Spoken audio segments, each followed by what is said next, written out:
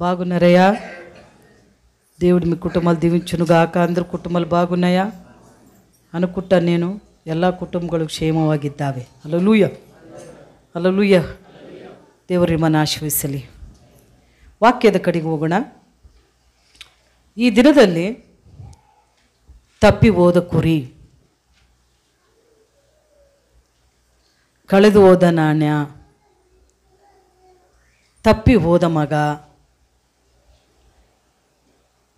ಕಟ್ಟಿ ಹಾಕಿದ ಕತ್ತೆ, ಕಟ್ಟಿ ಹಾಕಿದಂಥ ಮನುಷ್ಯನು, వాటి గురించి ఉదయకాలములో మరి నేను అనుకోలేదు, పరిశుద్ధాత్మ దేవుడు ఇక్కడ నిలబెట్టినాడు. ఆయనకి సమస్త మహిమ ఘనత ప్రభావములు కలుగునుగా. ఒక నిమిషం కళ్ళు మూసుకుందాం. నేను అనుకుంటాను, నేను కాదు మాట్లాడేది, నాలో ఉన్న గొప్ప దేవుడైన యేసయ్య నీ మాటలకు ఈరోజు జవాబిచ్చవై ఉన్నాడు. Thank you Lord. హల్లెలూయా. యేసయ్యానికి స్తోత్రం.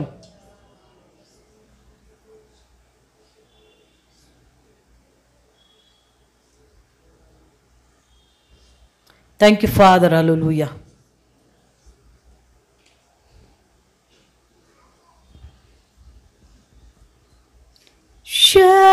షాలోమ్ షాలోమ్ బేమరామో, షాలోమ్ బేమరామో, ఓ షాలోమ్ బేమరామో,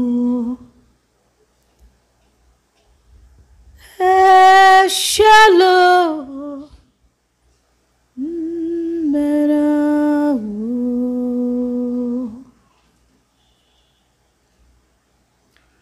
మహాపరిశుద్ధుడా, సర్వశక్తిమంతుడా, తప్పిపోయిన ప్రభ, గొర్రెల వలె ఉన్న మమ్మల్ని ప్రభ నీ మందకు చేర్చినావేసయ్య. ఇంకా అనేకులు తప్పిపోయిన వారు ఉన్నారు. వారి నా స్వరము వినుదురు, వారు కూడా ఈ దొడ్డిలోనికి చేరుదురని ప్రభ నీ మాట సెలవిస్తుంది. ఇక్కడ తండ్రి ఉన్న ప్రతి హృదయాలను చూసే దేవుడు యేసయ్య. అవును తండ్రి, వీళ్ళు ఇక్కడ ఉన్నారు, అయితే వీళ్ళ మనసు ఎక్కడో ఉంది యేసయ్య. వీళ్ళ ఆత్మలో తప్పిపోయిన వారి వలె ఉన్నారు యేసయ్య. వీరు నీ యొద్ద లేదు. కాబట్టి పరిశుద్ధాత్మ దేవుడా, ఈరోజు నువ్వు హెచ్చరిస్తున్నావు, నీకు వందనాలు. నన్ను నీ చేతికి ఒప్పిస్తూ యేసు నామములో ప్రార్థన అడిగి పొందనమ్మ తండ్రి. హల్లెలూయా. దేవుని వాక్యం చూసుకుందాం. ಲೂಕ ರಾಸನ ಸುವಾರ್ಥ, ಲೂಕನ ಬರೆದ ಸುವಾರ್ತೆ 15ನೇ ಅಧ್ಯಾಯದಲ್ಲಿ ఒకప్పుడంట సమస్తమైన సుంకరులను పాపులను ఆయన బోధ వినుటకు ఆయన దగ్గరకు వచ్చుచుండగా, ఒకరోజు సుంకరులు పాపులు యేసు ప్రభు బోధ వినుటకు ఆయన దగ్గరకు వస్తున్నారంట. వస్తున్నప్పుడు అక్కడున్న కొంత పరిసయ్యులు శాస్త్రులు ఆయన చూసి చిన్న చూపులతో, ఈయనేమి, ఈయన ప్రవక్త అంటాడు కదా, ముందు జరిగి వాటి గురించి ఈయన మాట్లాడతాడు కదా, అయితే వీళ్ళు ఎట్లాంటి వాళ్ళని తెలుదా, వీళ్ళు ఎంత పాపులని తెలుదా, వీరితో పాటు వెళ్ళి భోజనం చేసుట ఏంటి అని ఒకరినొకరు శనుకుంటున్నారంట. ఎవరు? పరిశుద్ధులు. చెప్పండి. పరిసయ్యులు శాస్త్రులు అనగా వాక్యము బాగా ఎరిగిన వారు. వారు శనుగుతున్నారు.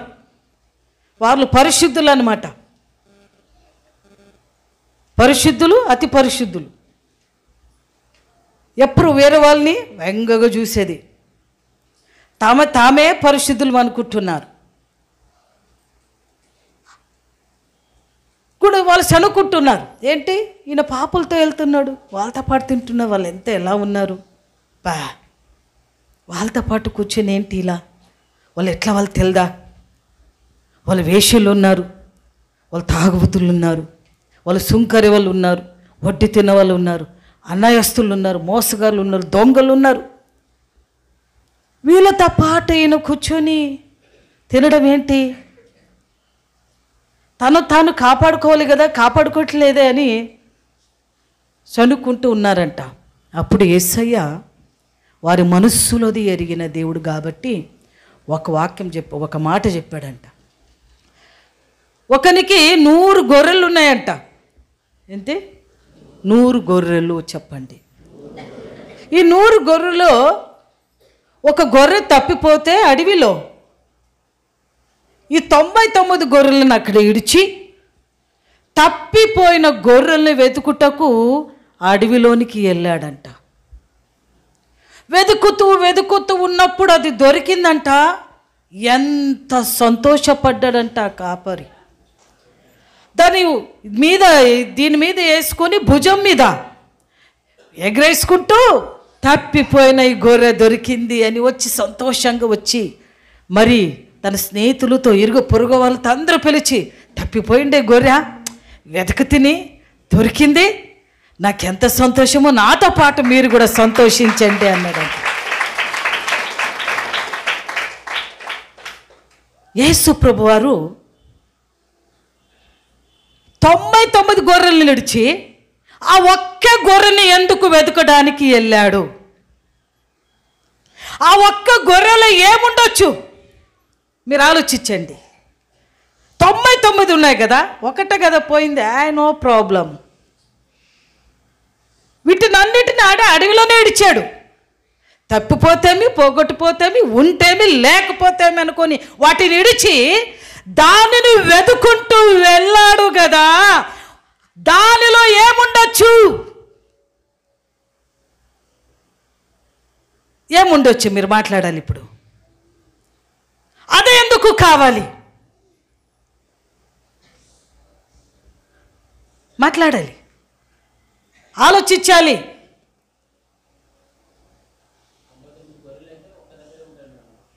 ఏం బాబు? అవి ఒక దగ్గర ఉన్నాయి, ఇది ఒకటే తప్పిపోయింది. ఒక దగ్గర ఉంటాయి, అందుకే ఇవి వెతుకుంటే ఇది తప్పిపోయిందని వెతుకుంటే వెళ్ళాడు. సరే, అయితే యేసయ్యకు ఆ 9 దానికి పని లేదు, ఆయనకి ఇష్టం లేవవి. తప్పిపోయిన దానికి వెతుకుంటూ పోయాడు.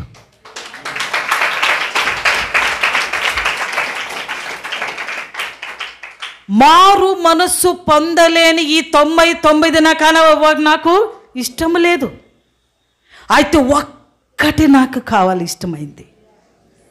ఎవరైతే దేవుని వైపు తిరుగుతారు, అందుకే దేవుడు అంతరంగముని ఎరిగిన దేవుడు. అంటే వారిలో పశ్చాత్తాపం ఉంది, వారిలో మారు మనస్సు పొందే ఒక మనస్సు వాళ్ళు కలిగి ఉన్నారు. ఆ అర్హతలు యేసయ్య చూశాడు. తనలో తగ్గింపు ఉంది, ఆ గొర్రెలో దీనత్వం ఉంది, కాపరికి గౌరవించే ఒక వినయత ఆ గొర్రెకు ఉంది. అది ఎప్పటికైనా తప్పిపోతే కూడా మరలా తిరుగుతుంది అని ఒక నమ్మకం ఈ కాపరికి ఉంది. కాబట్టి ఆ గొర్రెని వెతుకుంటూ వెళ్ళాడు. ఆ గొర్రె దొరికిందంట. ఎంత సంతోషించాడంటమ్మా, ఎంత సంతోషం ఉండొచ్చు. అందుకే నీతిమంతులు 7 సార్లు పడినను వాళ్ళు మరలా లేవలెత్తాడంట దేవుడు. పడిపోయినను వారు లేస్తారు. ఎందుకు? వారిలో మారు మనస్సు ఉంది, పశ్చాత్తాపం ఉంది. ఈ 99 ఆయన అక్కడ ఇడిచిపోయినప్పుడు ఇవి దిక్కోకలకు అవ్వవచ్చు.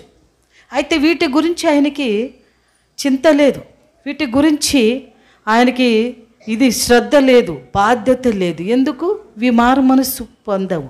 చాలాసార్లు సంఘంలో అలాగే ఉంటారు. మేము తరతరం నుండి విశ్వాసులు, మా ఎంత పరిశుద్ధులు ఎవరు లేరు, మేము ఎంతగా ఉన్నాము, ఓ బల చేసాము, ఓ అందరూ చెప్పినాము, ఓ చెప్పినామని చెప్పుకుంటుంటారు. అయితే వారిలో మారు మనస్సు పొందరు. చెప్పండి, మారు మనస్సు ఉండదు, పశ్చాత్తాపం ఉండదు, తగ్గింపు ఉండదు. ఎన్నిసార్లు ఏమని చెప్పినా వింటారు, ఈ చెవులు వింటారు, ఇక్కడే దులుపుకొని వెళ్ళిపోతారు. అందుకే యేసయ్య నిన్న ఉంటేమి లేకపోతేమి, ఆ తప్పిపోయిన గొర్రెపోయింది కదా, వాటినే వెతుకుంటూ నేను వెళ్తానని వెళ్ళాడు. అది దొరకంగానే ఎంత సంతోషపడ్డాడు. హల్లెలూయా. అలాగే తప్పిపోయిన నాణ్యం పోగొట్టుకునింది. 10 నాణ్యలో ఒక నాణ్యం పోగొట్టుపోయింది. 9 ఉన్నాయి, ఒకటి పోతేమి, పోతే పోన్లే అని ఆమె ఇడవలేదు. రాత్రంతా దీపం బుడ్డ అంటించి దీపం పెట్టి ఆ నాణ్య దొరికేంత వరకు ಆ ಒಂದು ಪಾವಲಿ ಸಿಗಿವರೆಗೂ ಹುಡುಕ್ತಾ ಇದ್ದಾಳೆ ದೀಪ ಹಚ್ಚಿ. రాత్రంతా కసు ఊడ్చి ఇప్పుడు వస్తుందో దాన్ని వస్తుందో అని చూసినప్పుడు ఎప్పుడైతే తెల్లవారిపోయింది, రాత్రంతా వెతుకుతూ ఉంది, నిద్ర లేదు, దాని శ్రద్ధగా వెతుకుతూ ఉంది. అయితే ఎప్పుడైతే అది దొరికిందో బయటకు వచ్చి ఇరుగు పొరుగు వాళ్ళతో స్నేహితులతో తప్పిపోయిన ఈ నాణ్య నాకు దొరికింది, నాకెంత సంతోషం. దీనితో పాటు మీరు కూడా సంతోషించండి. తప్పిపోయింది ఈ నాణ్య నాకు మరలా దొరికింది. చూడండి, ఏదైనా పోగొట్టుకొని పోయింటాము, అది దొరికిందంటే ఎంత సంతోషం పడతాం. ఎన్నోసార్లు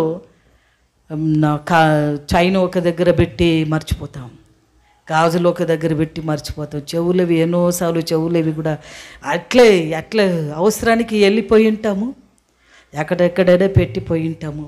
ఆడు ఉండే స్థలంలో అది ఉండదు, అది జ్ఞాపకం కూడా ఉండదు. ఆ ఈడే పెట్టానని కూడా జ్ఞాపకం ఉండదు. ఆడవుడిలు వచ్చి పెట్టి తింటామా, మరి అవసరం పడినప్పుడే వెతుకుతాము, దొరకదు. అయ్యో పోయిందా అని. అయితే అది దొరికినప్పుడు అబ్బా ఎంత నెమ్మది అవుతుంది, దేవానికి స్తోత్రం, దొరికించవయ్యా నీకు అని. ఎన్నోసార్లు ఇలాంటి జీవితంలో నా జీవితంలో జరిగింది ప్రియులారా. యేసయ్యకు తప్పిపోయిన గొర్రె కావాలి. పెద్ద కుమారుడు ఇంట్లోనే ఉన్నాడు, ఆయన గురించి ఏమి రాయబడలేదు. అయితే తప్పిపోయిన కుమారుడు గురించి రాయబడింది. ఆ ఒక చిన్నవాడు తండ్రి మాట లోబడినవాడు, అన్నదమ్ములకు విధేయత చూపుడు. అయితే ఒకరోజు వచ్చి, నాయన నాకు ఆస్తి కావాలి, ఇవ్వు, ఆస్తి పంచిపెట్టు, నేను ఈ కుమారుడు కదా, నాకు ఆస్తి పంచిపెట్టు, నేను ఉండలేదు, నేను పోతాను దూర ప్రాంతానికి అన్నాడు. సరేలే అని ఉన్నదంతా వాళ్ళ ఆయన భాగం పంచి తనకి చంపిస్తే బాగా సమకూర్చుకున్నాడు, గంటు కట్టుకున్నాడు, తీసుకున్నాడు, దూర దేశానికి వెళ్ళిపోయాడు. ఆ డబ్బున్నంత వరకు జూజాట ఆడినాడు, ఈస్పటాక ఆడినారు, వ్యభిచారం చేశాడు, తాగాడు, తంగదాలు అన్నీ తనకి ఏదేది ఇష్టం ఉందో అన్నీ జల్స చేసేసాడు. డబ్బంతా వ్యయంగా వెళ్ళిపోయింది. డబ్బు అయ్యే కొలది ఒక్కొక్కరు అందరూ స్నేహితులు విడిచిపెట్టిపోతున్నారు, అక్కడ బంధువులు అందరూ ఎవరెవరు దగ్గర ఉంటారో వాళ్ళందరూ విడిచిపెట్టిపోతున్నారు. ఆఖరికి ఒంటరిగా అయిపోయాడు. ఆ దేశంలో కరువు వచ్చింది, ఆహారము లేదు. తిని బతుకుదాము, ప్రాణమన్నా కాపాడుకుందాము అనుకున్నాడు, ఏమీ లేదు. ఘోరమైన కరువు వచ్చేసింది. తనకి దినదిన తన హృదయములో, నేను తండ్రి ఇంట్లో ఎలా ఉంటేని, నా ఇంట్లో నేను ఎంత సమాధానంగా ఉంటేని, ఎంత సంతోషంగా ఉంటేని, నెమ్మదిగా ఉంటేని, అందరితో కలిసి తిరుగుతూ పాడుతూ, మరి అంత సంతోషం ఇప్పుడు నాకు లేదే, నేను పోగొట్టుకుని ఉన్నాను. ఇలా అవ్వడానికి కారణం ఎవరు? తండ్రినా కొడుకా?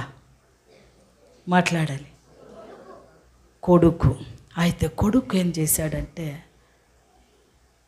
ఆకలి అయిపోయింది, సరే పందులు కాస్తున్నాడు ఒక అతను, ఆ ఇంటి ఊరు వస్తాడు. అతనితో వెళ్ళి పని చేరి అయ్యా నేను ఈ పందులు నేను కాస్తాను, నాకు ఇవ్వు అంటే సరే చెప్పాడు. వెళ్తే అక్కడ ఆ పందులతో వేసి ఆ పొట్టు ఆ కాయి వాటినన్ను తిని నేను బతుకుదాము అని అనుకున్నాడు. అది కూడా ఆయనకు దొరకలేదు. అయితే చివరికి ఆకలితో సస్తున్నాడు. ఒకప్పుడు ఇంత గంటేసుకొని కట్టుకొని వచ్చాడు, అంత వ్యయమైపోయింది, ఖర్చు అయిపోయింది. ఇప్పుడు ఏం తినడానికి ఇదే లేదు. అప్పుడు తన తండ్రిని జ్ఞాపం చేసుకున్నాడు. తండ్రి ఇంటిని జ్ఞాపం చేసుకున్నాడు. అయ్యా నా తండ్రి ఇంటిలో ఎంతోమంది కూలివారు ఉన్నారు, పనివారు ఉన్నారు, వాళ్ళకి ఎంత ఆహారం సమృద్ధిగా ఉంది, వాళ్ళ కొట్లలో ఎంతో ధాన్యం ఉంది. ఈరోజు ఆయన కుమారుడై ఉంటే నాకు ఏమీ లేకపోయిందే, ఉన్నదంతా ఊడ్చుకోపోయిందే, ఉన్నదంతా పోగొట్టుకున్నానే, ఏమి నా స్థితి ఇలా అయిపోయింది, ఆఖరికి నా ప్రాణమన్నా మిగులుదామా, లేక ప్రాయసపడి ఏదైనా పని చేసుకుందామా అని కూడా దొరకట్లేదు, కరువు అయిపోయింది, ఏంటి నా స్థితి. సరే నేను ఒక పని చేస్తాను, నా తండ్రి దగ్గరికి వెళ్ళి అయ్యా నీ కుమారుడు అనిపించుటకు నాకు యోగ్యత లేదు, అర్హత లేదు నాయన, నువ్వేమని చెప్పు, అయితే నీ కాళ్ళ మీద పడి తప్పు నన్ను క్షమించమని అడిగి, నీ పనివాడికి ఒక పనివాడు చేసుకోయా, నాకు అన్నం కావాలంతే చాలు, నీ పనివాడికి చేర్చుకో, కుమారుడు అర్హత వద్దు, పనివాడికి చేర్చుకో అని నేను అడుగుతాను నా తండ్రిని అని. తండ్రి కొడుకు తిరిగినాడు, వస్తున్నాడు. అయితే తండ్రి కొడుకు తప్పిపోయినప్పటి నుంచి ప్రతిరోజు దారి చూసుకుంటూ నిలబడి ఉన్నాడు. ఈరోజు వస్తాడా నా కొడుకు, రేపు వస్తాడా. తన ఇంటి మీద గమనం లేదు, తన ఇది ఒక ఆస్తి మీద ఏది గమనం లేదు. అయితే కుమారుడు కొరకు ఎదురు చూస్తూ ఉన్నాడు తండ్రి. దారి చూస్తున్నాడు. అంత దూరమున కొడుకు రావుట తండ్రి చూశాడు, ఎంత సంతోషించాడు. అరే నా కొడుకు తిరిగి వస్తున్నాడు, వానికి కావలసినంతా నేను ఇచ్చి ఉన్నాను, అయితే వాడు రాలేక ప్రతిదినము నేను ఎదురు చూస్తున్నాను. అయితే ఈరోజు నా కొడుకు తిరుగుతున్నాడు, వస్తున్నాడని ఎదురు చూస్తున్నాడు. రాగానే కొడుకు ముఖం చూసి తండ్రికి చాలా సంతోషమైంది. వెళ్ళి కొడుకుని కౌలించుకున్నాడు, ముద్దు పెట్టుకున్నాడు, ఏడ్చాడు. తండ్రి నాయనా నువ్వు వచ్చావా తిరిగి, నీ కొరకు నేను ప్రతిరోజు ఎదురు చూస్తుంటేనే అని ఎదురు చూస్తున్నాడు. అయితే నాన్న నేను ఒక మాట అడగాల. ఆ తండ్రి కాలికి పడిపోయినాడు కొడుకు, ఓహని ఏడుస్తున్నాడు. నాయన నీకును పరలోక దేవునికి నేను విరోధంగా పాపం చేసి ఉన్నాను, నన్ను క్షమించు, నీ కూలివాడుగా నన్ను పని పెట్టు నాయన, నా కడుపు నిండా అన్నం పెట్టు చాలు, నీ కొడుకు కుమారుడు అనిపించడానికి యోగ్యత నాకు లేదు, నేను అన్నీ తీసుకుపోయాను. అయితే నాకు కావలసింది ఆహారం, నీ ఇంటిలో సమాధానం, నీ యొద్ద నెమ్మది ఉంది, నీ యొద్ద ఎంతో నా భారము దిగిపోతుంది, నాకు నువ్వు కావాలి అని కాలికి పడి ఏడిస్తే తండ్రి అన్నాడు లేచి నిలబడు అని చెప్పి పని వాళ్ళకి పిలుస్తాడు. కూలివాడిని పిలిచి ఎవరు రండి ఇక్కడ, ఆ వస్త్రం తీసి ప్రశస్తమైన వస్త్రము తొడిగించండి అంటే తండ్రి కొడుకు వస్తాడు, తప్పిపోయిన నా కొడుకు అంత వ్యయమైన తర్వాత నా ఇంటికి వస్తాడని ఆల్రెడీ అతనికి ఉత్తమమైన వస్తువులు దాచిపెట్టాడు, ప్రశస్తమైన దుస్తులు, డ్రెస్సు దాచిపెట్టాడు, ఉంగురము ఎత్తిపెట్టాడు ఆయన సైజుకి, మరి ఆయన కావలసిన ప్రతిదీ ఎత్తిపెట్టి ప్రతిరోజు ఎదురు చూస్తున్నారు.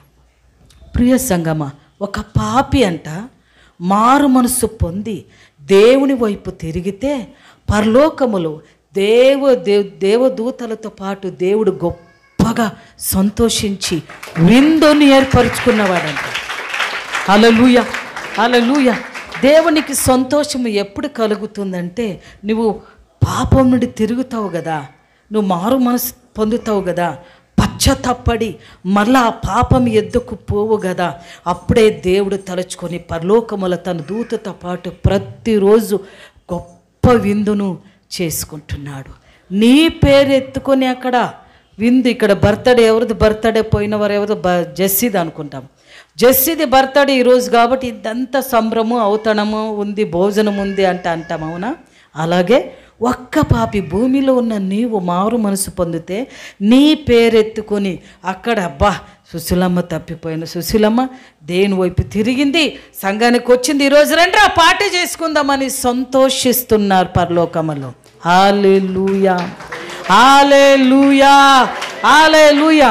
ప్రియ సంగమ, దేవునికి కావలసింది నీ హృదయంలో తగ్గింపు, నీ మారు మనసు. అందుకే మారు మనసు పొందిన తగిన ఫలాలు నీలో లేకపోతే ఆ ఒక చెట్టుని నేను నరికివేస్తానంటాడు. అది ఉంటేమి లేకపోతే. పురుగు చెట్లు ఎప్పుడు పురుగేస్తుంది, అవునా? మంచి చెట్టుగా మారదు. ఒకప్పుడు లోకంలో దాసుడుగా ఉంటావు, అవునా? సాతానే బాధిస్తూనే ఉంటావు. వాడంతా నీ ద్వారా అనేక తాగుతానేమేమి అనేక లేని అలవాట్ల నేర్పించుంటాడు. యేసుప్రభు నమ్ముకొని ఉంటావు, దేవుని దగ్గర ఉంటావు. కొద్ది కాలం ఒక 10 ఏళ్ళు 5 ఏళ్ళు బాగా పరిశుద్ధుడే నటిస్తున్నాం. అయితే వస్తూ మరలా కుక్క తాను కక్కిన దానికి తినుకుంటూ, పందిలాగా మరలా బురదలో పొరలాడుకుంటూ, మరి ఏదైతే ఇడిచిపెట్టో మరలా తాంతూ వెళ్తూ మరలా దేవుని ఆలయానికి వస్తున్నావు, దేవుని సన్నిధికి వస్తున్నావు. మళ్ళా అదే నోటితో చెడు మాటలు, అదే నోటితో రోషము, పగ, కక్ష, చంపివేస్తానంత రోషము, పగతో ఏదైతే ఇడిచిపెట్టి నువ్వు మారు మనసు దీనత్వం ఉనిందో, మంచి మనసు ఉనిందో, దాన్ని ప్రతిగా మారు మనసు పొందక కఠినస్తుడై మొండితనంగా గర్వముతో మరి నోటి మాటలతో కొండలతో చాడిలతో అనేక అసహ్యకరమైన గాయము చేసి నువ్వు దేవునిని ఆయాసపరుస్తున్నావు. దేవుని సంఘం ఈరోజు మాట్లాడతావు, నీలో మారు మనసు పొందుకుంటా నువ్వు సంఘానికి రావడం కూడా వ్యర్థమే. అందుకే ఆ 99 నడిచాడు. ఎందుకు? ఒక్కటినే పోగొట్టుకో వెంట వెళ్ళాడు. ఎందుకు? ఒక్కటిని వెతుకుంటూ వెళ్ళాడు. దానిలో తనకు సల్లవలసిన గౌరవం, మంచితనం ఆ గొర్రెలో ఉంది, తగ్గింపు గొర్రెలో ఉంది. మారు మనసు పొందితే లోకంలో నడుస్తూ ఉంటావు, పడుతుంటావు. అయితే పడినను దేవుడు లేపుతాడు. ఆయన అలా మాత్రానికి పూర లోకానికి వెళ్ళకూడదు, మరి పూర్తి సాతానుకు దాసులే ఉండకూడదు.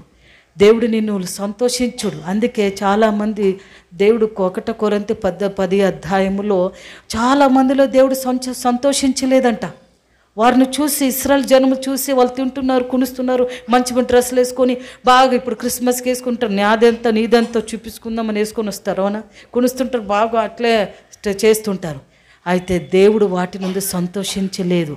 ఎందుకు? వారిలో మనసు మార్పు లేదు. మరి ఆడేసిన గొంగలాడే, మరల కుక్క తాను కక్కింది, మళ్ళీ అదే తిను వ్యభిచారోడే, తాగోడే, చెడ్డు మాట మాట్లాడువాడే, దాసుడే, లోకస్తుడే, అన్నుడే. దేవుని బిడ్డగా నువ్వు కాలేవు.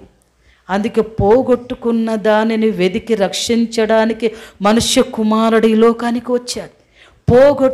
ఒకప్పుడు నువ్వు అన్నీ పోగొట్టుకున్నావు. చూడండి, నువ్వు పోగొట్టుకున్నా నీ అప్పు, నీ సొప్పు, అవునా? నీ ఆస్తి అయిండొచ్చు, నీ రోగం అయ్యుండొచ్చు, నీ ఒక ప్రేమ అయిండొచ్చు, అన్నీ కోల్పోయి ఇంకా లాస్ట్కి ఆఖరికి చచ్చిపోతానన్నప్పుడు యేసుప్రభు నిన్ను పట్టుకున్నాడు. సో ఇప్పుడు ఎందుకు వచ్చావు దేవుని దగ్గర? నీ వ్యాపారంలో బాగా అవ్వాలి, నీ రోగం నయం అవ్వాలి, నీ ఇల్లు బాగుపడాలి, నీ పిల్లలు చూడాలి, పెళ్ళి అవ్వాలి, బాగుండాలి, ఇల్లు కట్టాలి. వీటి ఆశతోనే నువ్వు వస్తున్నావు సంఘానికి. అయితే దేవుడు నీవు కావాలి, దేవునికి నిన్ను వెతుకుంటూ యేసయ్య వచ్చాడు.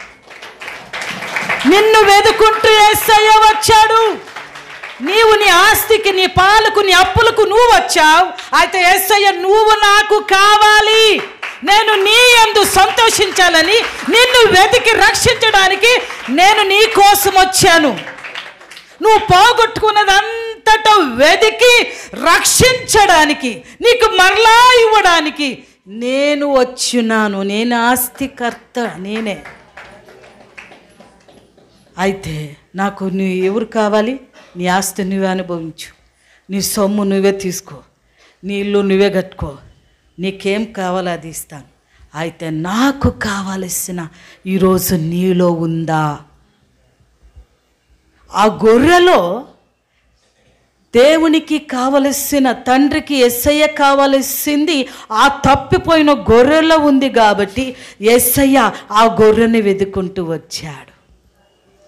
99 గొర్రెలు నడిచి వీటి కూడా తప్పించుకొని ఇష్టం వచ్చినట్టు ఎగరి ఎక్కడ పోయినా కూడా పోడ్రా, మీరు వస్తే ఎంత లేకపోతే ఎంత, నాకు ఆ గొర్రె కావాలి, ఆ తప్పిపోయిన నాన్నే కావాలి.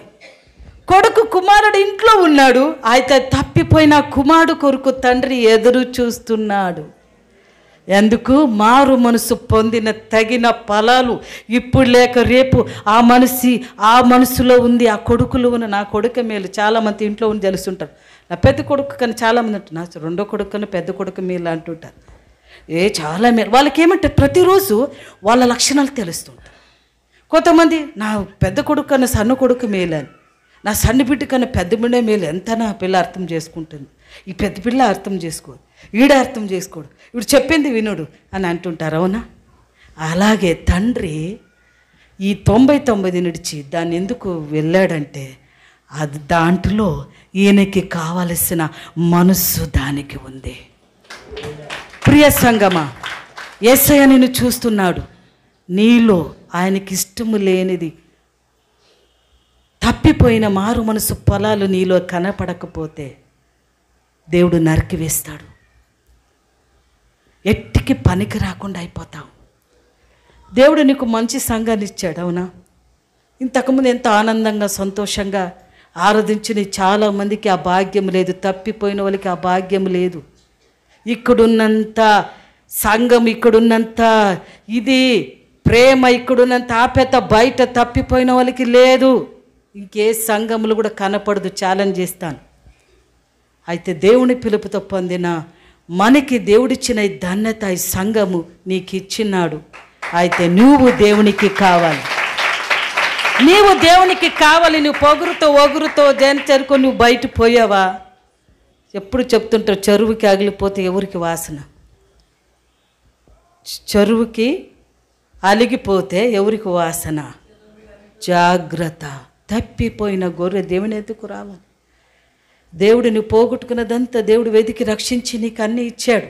అయితే నీ మనసు చూస్తున్నాడు దేవుడు. నీ మనసు తిరిగి నొల్లక, నీ మనసులో అవిధేయత, నీ మనసులో పశ్చాత్తాపము లేదు, నీ మనసులో గర్వము, మనసులో హెచ్చించుకొని అక్కడే పొరలాడుకుంటూ ఉన్నావు తప్ప నువ్వు తిరగట్లేదు. మారు మనసు పొందని తగిన ఫలాలు. దేవుడు అనుకుంటే అబ్రాహాముకు రాళ్లతోనే పిల్లలు చేసేవాడంట. ఎందుకు? చాలా కాలం తర్వాత ఇసాకునిచ్చాడు. ఆయన అనుకుంటే ఏమైనా చేయగలడు. ఎందుకు ఆఖరి వరకు ఇసాకునే ఇవ్వాలి అనుకున్నాడు? అవునా? యోహాను అలా అన్నాడు, మాకు మా అబ్రాము, మా దేవుడు మా అబ్రాముని పిలిచినాడు తెలుసా అని అక్కడ మాట్లాడినారు పరిసయ్యులు, శాస్త్రులు. అంటే దేవుడు అనుకుంటే రాళ్ళతోనే పిల్లలు చేస్తాడు ఆయన సర్వసృష్టి. అయితే నువ్వేందుకు కావాలి ఆయనకి? నీలో మారు మనస్సు పొందాలి. మారు మనస్సు లేని ఫలాలు నీలో ఉంటే దేవుడు నరికివేస్తాడు. దేవుడు సంతోషించుడు. నువ్వెంత తిన్నా, ఎంత కట్టుకున్నా, ఎంత ఆనందించినా నీలో సంతోషించడు. ప్రియ సంఘం నీతో మాట్లాడుతున్నాడు. దేవుని హృదయాన్ని సంతోషపెడుతున్నావా? ఆయనకి ఇష్టం వచ్చినట్టు నువ్వు జీవిస్తున్నావా? ఒక్కసారి నిన్ను నువ్వు ప్రశ్న వేసుకో.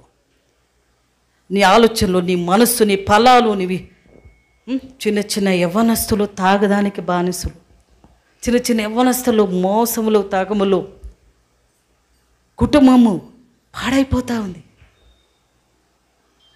దేహం పాడైపోతూ ఉంది, లోపల నశిస్తూ పోతుంది. నీవు నిలబడి ఉన్న బాగున్నాను అనుకుంటున్నావు, పడిపోతున్నావు. దేవునికి ఇష్టంగా లేక అండా నువ్వు జీవిస్తున్నావు. దేవుని ఆలయం ఉండి దేవుడు ఈరోజు నీ యందు దేవుడు సంతోషిస్తున్నాడా? 99 గొర్రెల నిన్ను ఇడిచినాడంటే తప్పిపోయిన వాళ్ళు చాలు, ఒక గొర్రె చాలు, 10 మంది చాలు, తప్పిపోయిన 10 మంది చాలు. దేవుని ఆలయములు నిలబడి దేవుని సేవకులైన, దేవుని కుటుంబమైన ఒకరినొకరు గౌరవించుకుంటూ ఆనందించుకుంటున్న 10 మంది చాలు. 100 మందిటే ప్రయోజనం. హృదయం కాఠిన్యత. అందుకే హృదయ కాఠిన్యత నమ్మనొల్లనిది. నమ్మకుండా ఊరికే వచ్చినాము పోయినాము ఇలా ఉన్నామంటే నువ్వు విడవబడతావు. జాగ్రత్త. ఆ కుమారుడు తిరిగాడు తండ్రి వైపు. ఎంత అలరిగా ఉన్నాడు. ఇంతకుముందు ఉన్నావా? తిరుగు, ఈరోజు సమయం. కుమారుడు తిరిగి నేను అన్నీ ఇడిచిపెట్టి పోగొట్టుకున్న తండ్రి, నాకు నువ్వు కావాలి. లోకములు వెళ్ళాను, తాగాను, అన్నీ చూశాను, నెమ్మది లేదు, సమాధానం లేదు. అయ్యా, నాకు నీ ఇంట్లో ఉండాలి, నీ ఆలయంలో మొత్తం ఈ భాగ్యం దయచే, నీ పరిశుద్ధాత్మను. దావీదు పాపం చేసినప్పుడు పశ్చాత్తాపడి, అయ్యా నీ పరిశుద్ధాత్మ నుండి నన్ను తీసివేయద్దు. ఆ సంతోషము నీలో ఒకప్పుడు నేను కలిగే ఆనందం నేను అనుభవించాను, సంతోషం అనుభవించాను. ఇప్పుడు నాకు అలా సంతోషం లేదు, నెమ్మది లేదు. ఏం కట్టుకుని ఏం తిన్నా నాకు నెమ్మది లేదు, విడిపింపు లేదు. ఏదో బంధకాలు ఉన్నట్టు ఉన్నాను. అయ్యా నన్ను క్షమించు, నేను పాపములో ఉన్నానని పశ్చాత్తాపడ్డారు. అవునా? ఈరోజు ఏమన్నా చూడమా ఇలా చేసింది అని చెప్పితే ఆ మాటకి నిజానికి తప్పిదస్తులుగా నడుస్తారు, లేదు వాదలు చేస్తారు. అవును కదా, ఈరోజు దేవుడు పరిశుద్ధాత్మ దేవుడు నాతో మాట్లాడుతున్నాడు, అవును నాలో ఉంది అని పశ్చాత్తాపడేవారు ఉన్నారా? అలాంటి వారిని యేసయ్య ఈరోజు చూస్తున్నాడు. ఏ గుంపులో నువ్వు ఉన్నావు? ఇంటిలో ఉన్న కుమారుడు గర్వంతో తండ్రి అంటున్నాడు, నాన్న నాకు ఒక్కరోజున నువ్వు గొర్రెలు కొయ్యలేదు, వాడు తాగి తంగలాడి అన్నీ పోగొట్టుకుని వచ్చుడికి నువ్వు పెద్ద విందు చేసావు, నేను ఇంట్లో ఉన్నాను, ఒక్క గొర్రెనిచ్చావు నా స్నేహితులతో సంతోషించడానికి. అరే ఏంట్రా ఇలా మాట్లాడుతున్నావు? నాదంతా నీదే కదా, నువ్వు ఏమన్నా తీసుకొని నువ్వు అనుభవించవచ్చు, ఏమన్నా తీసుకొని ఉండొచ్చు, నేను ఎప్పుడైనా వద్దన్నానా? ఎందుకు అలా మాట్లాడతావు? నువ్వు కావాలి, తమ్ముడు కావాలి, ఇద్దరు ఉండండి, సంతోషించండి, నాకు నీ ముందు ఉండాలి, మీరు సంతోషించడం నాకు ఆనందం. అంటే లేదు, నేను ఎప్పుడైతే ఈ తప్పిపోయిన కుమారుడు వచ్చాడో ఈ పెద్ద కుమారుడు బయటికి వెళ్ళాడు. అంటే వీళ్ళని జలసి వచ్చింది, అసూయత. ఈ దినంలో చాలామంది అసూయత, చిన్న చూపు, మన ముందే పెరిగింటారు, వాళ్ళ స్థితులు బాగా తెలిసి ఉంటుంది. మరి ఏమో అంటే వచ్చినట్టు పర్వతంలో చూపిస్తారు. ఎవరు చూపిస్తున్నావు? సర్వశక్తిని దేవుని ఆలయ ఎదుట నువ్వు చూపిస్తున్నావు, దేవునికి కోపం పుట్టిస్తున్నావు. ఈరోజు నీ యందు దేవుడు సంతోషించట్లేదు, నీలో మారు మనసు లేదు, పశ్చాత్తాపము లేదు, కఠినత, గర్వము, అహంకారము. దీనివలన నువ్వు తండ్రి ఇంటి నుంచి బయట వేయబడుతున్నావు. ఆ తండ్రి ఈరోజు లాస్ట్ ఛాన్స్ ఇస్తున్నాడు. తిరుగుతావా? దేవా నన్ను నాయంది ఈరోజు సంతోషిస్తున్నావా? అంతరంగం మెరిగిన దేవుడయ్యా నా నుంచి ఈరోజు నువ్వు సంతోషిస్తున్నావా? నువ్వు ఆలోచించుకో. అయ్యా సంతోషం లేదంటే, అయ్యా నాకు ఆ సంతోషం ఇవ్వు. అవునయ్యా నేను పోగొట్టుకున్నాను, ఎవరు కాదు నేను పోగొట్టుకున్నాను, క్షమించు అని దేవుని అడుగు. నువ్వు పోగొట్టుకున్న ప్రతిదీ దేవుడు మళ్ళా ఇస్తాడు. హల్లెలూయా. దేవుడి మాటలు దీవించును గాక. ప్రతివారు లేచి నిలబడదాం. ఇవి నా మాటలు కాదు, పరిశుద్ధాత్మ దేవుడే నీతో మాట్లాడుతున్నాడు. నీలో ఉన్న హృదయం దేవునికి బాగుగా తెలుసు.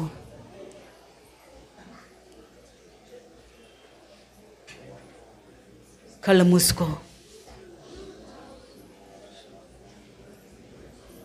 దేవుడు మరలా ఒక్క మారు నీకు అవకాశం ఇచ్చాడు.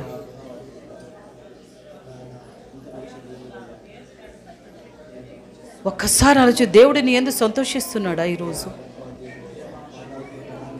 దేవుడు నిన్నోడి సంతోషిస్తా ఇదనా?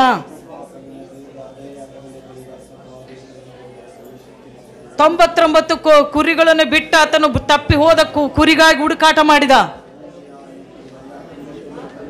ಹಲೋ ಸಭೆಯವರೇ, ಇವತ್ತು ದೇವರು ನಿನ್ನನ್ನು కండుకొండు సంతోషిస్తా ఇదన? నీలో ఏ ఫలాలు ఉన్నా, ఏది ఉంది, దేవుడు అవకాశం ఇస్తున్నాడు. పశ్చాత్తాపడు, అయ్యా నన్ను క్షమించు అని.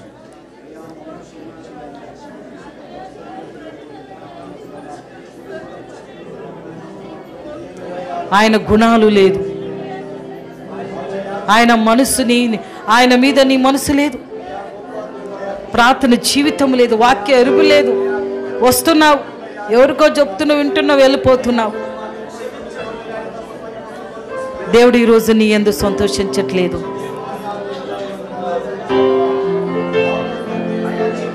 ఒకవేళ తప్పిపోయిన గొర్రె వల్ల తిరిగి ఆయన ఎద్దుకు ఈరోజు రావాలని తీర్మానించుకుంటా మనసు, నీ చేతులపైకి ఎత్తయ్యా, నన్ను క్షమించి ఈరోజు నేను వస్తానయ్యా.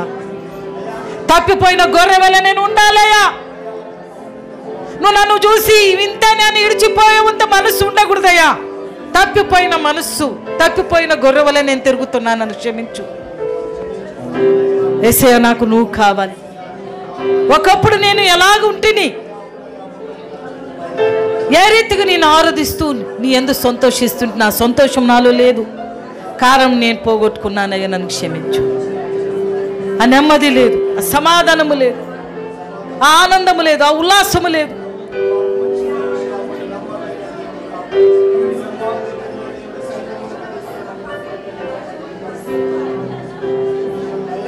ఈ లోకమును వెతుకుంటూ ఈ లోక ఆశలతో నేను పడిపోయినానయ్యా. దుర్వ్యాపారంతో నేను పడిపోయాను, దురాలోచనతో పడిపోయాను, ధనముతో పట్టి ఇప్పుడు పాడైపోయాను. నన్ను క్షమించు అయ్యా. ఈరోజు నేను తిరుగుతున్నానయ్యా, నన్ను క్షమించమని దేవుని అడగమ్మా.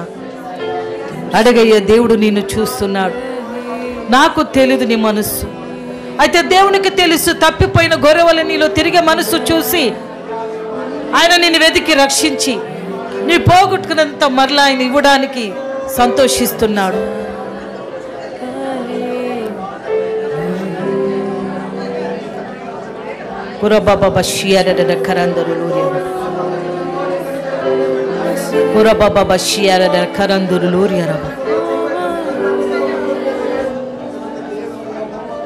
అవును ప్రియలారా, ఆ 99 గొర్రెలను ఇడిచి తప్పిపోయిన గొర్రెకు వెతుకుంటూ వెళ్ళాడు.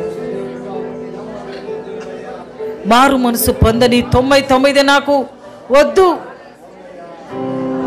తప్పిపోయిన గొర్రెనే నాకు కావాలి అన్నాడు. నువ్వు ఏ గుంపులో ఉన్నావు ఒకసారి ఆలోచించుకో. దేవుడు నిన్ను ఇడిచాడంటే నీ గురించి దేవుడు శ్రద్ధ వహించలేదంటే, ఆయన నిన్ను గురించి ఆలోచించి ఆయన వాగ్దానాలు నీలో నెరవేరకపోతే నువ్వు వ్యర్థుడు, భ్రష్టుడవు. ఆయన హృదయాన్ని మెప్పించు, తిరుగు దేవుని వైపు. దేవుడు నీకు అవకాశం ఇచ్చాడు. అయ్యా, నా యందు సంతోషించాలి, ఇగో నేను తిరుగుతానయ్యా నీ వైపు అని చెప్పు. లేకపోతే దేవుడు నీ యందు సంతోషించడు. జాగ్రత్త. విలువేలేని నా జీవితం నీ చేతుల పడగానే అది ఎంతో విలువని నాకు చూపితివే.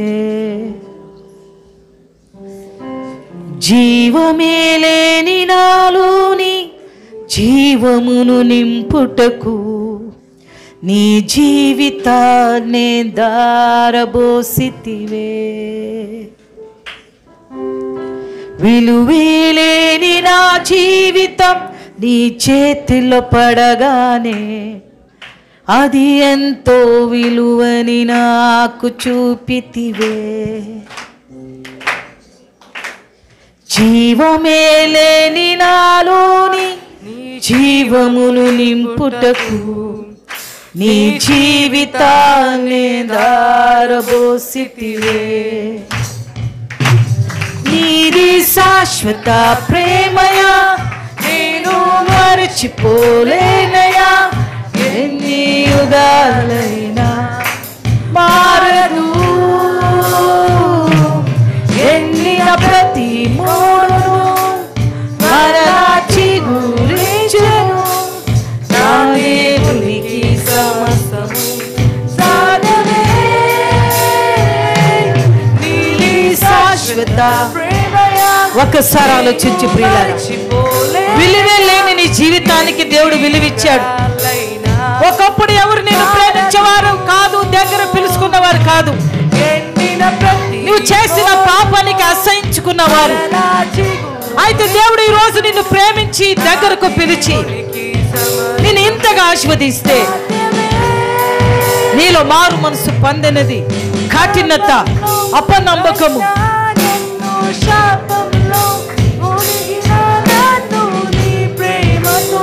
Thank you Jesus. రోగమే నన్ను చుట్టుకొని ఉండగా, రోదనతో ఒంటరిని ఉండగా నా కన్నీటిని తుడిచితివే.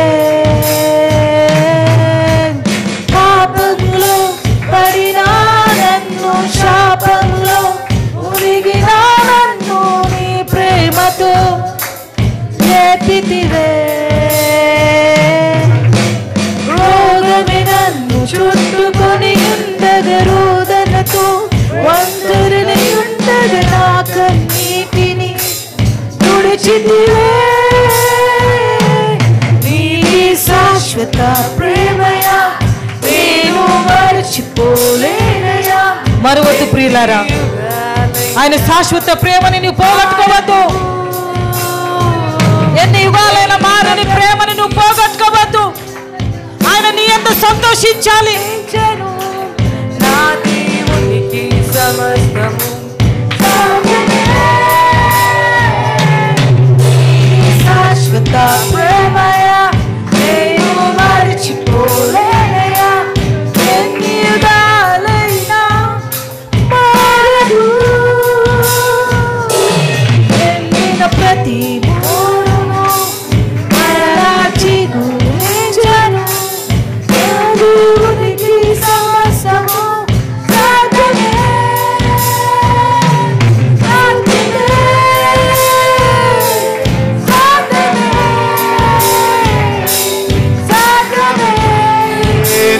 దేవునికి సమస్తము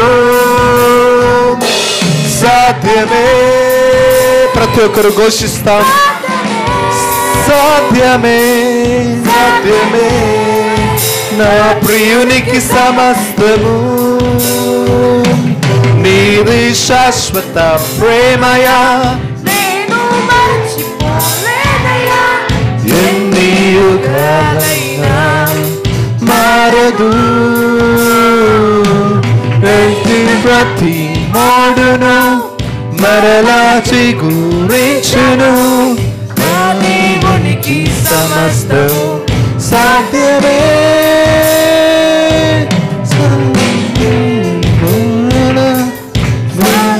మర్చిపోలేనయా. ఎన్ని యుగాలైనా మారదు. ప్రతి మోడును మరలా చిగురించును.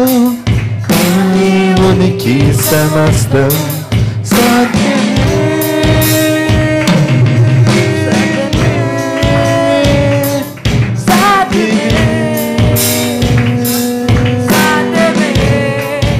నా ప్రియుడికి సమస్తము సాధ్యమే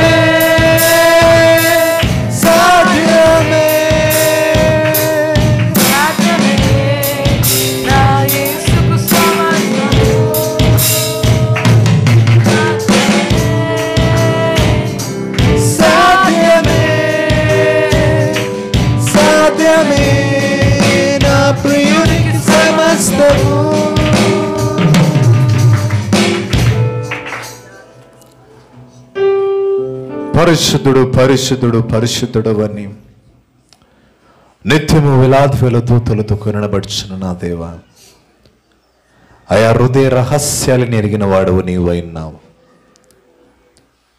ఆయా తప్పిపోయిన నన్ను మమ్మల్ని ప్రభువా ఆయా వెదికి మరలా స్వామి పోగొట్టుకున్న ఆ స్థానాన్ని మా జీవితంలో నీవు ఇచ్చావుడైనా నీకు స్తోత్రాలు. అయా నేడు నీవు మాట్లాడిన ప్రతి ఒక్క మాటకై నీకు మహిమ చెల్లిస్తున్నాను. అయా నీవు మాట్లాడిన ప్రతి మాటకై నీకు సమస్త స్తుతి ఘనత ప్రభావములు చెల్లిస్తున్నాను నాయన. అయా మరి ప్రభువా, వాక్యం చెప్పిన అమ్మగారి నోటి నుంచి వచ్చిన ప్రతి మాట నాయన అయా అది ప్రత్యేకంగా నాతో మాట్లాడిన విధానముకై నీకు స్తోత్రాలు చెల్లిస్తున్నాను స్వామి. ఇంకా లోతైన మర్మాలు, లోతైన గుడారాలు స్వామి ఆ బిడ్డకు దయచేయండి ప్రభువా. అనేకే ఘనమానమేమో ప్రభావములు చెల్లిస్తాం.